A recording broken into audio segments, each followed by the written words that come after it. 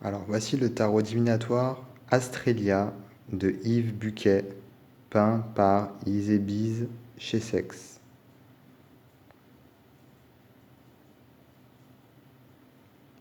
Donc voilà, c'est un jeu de 61 cartes, écrit en anglais ici et en français ici.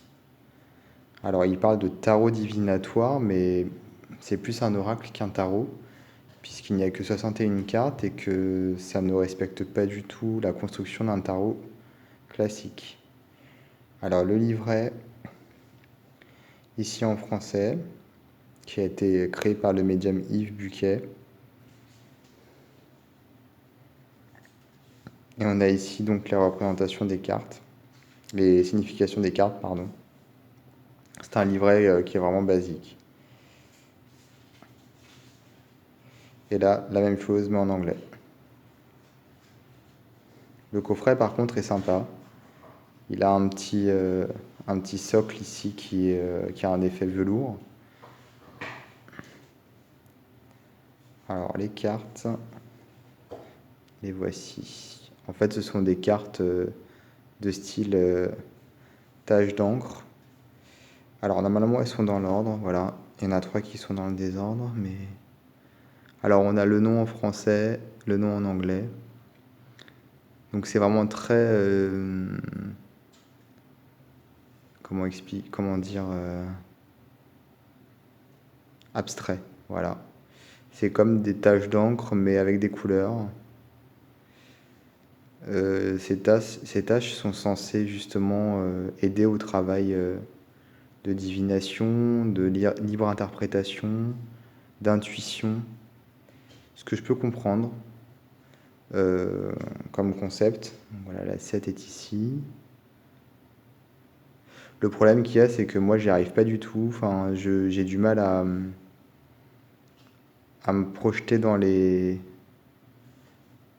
tâches, à y voir une réelle signification. Du coup, je pense que c'est un jeu qui doit être très intéressant quand il fonctionne bien, mais quand il fonctionne pas, c'est... Et voilà, ensuite on a la 15 ici, la 16. Alors, c'est sûrement une question de goût, de sensibilité artistique également. Soit ça parle, soit ça parle pas, quoi. Mais c'est très intéressant tout de même, et le principe de l'abstrait pour justement faire travailler l'intuition et les dons médiumiques, je trouve ça une bonne idée. Je trouve que c'est une bonne idée.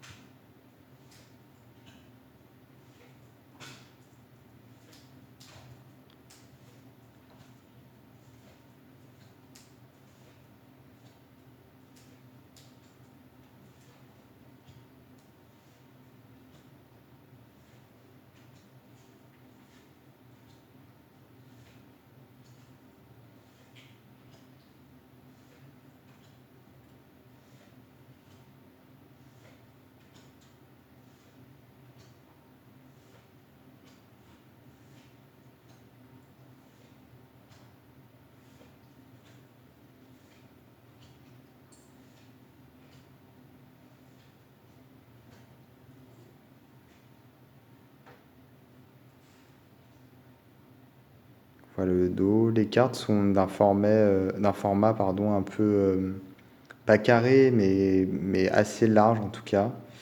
Et en termes de qualité, elles sont vraiment épaisses, hein. Et elles ont donc des coins pointus.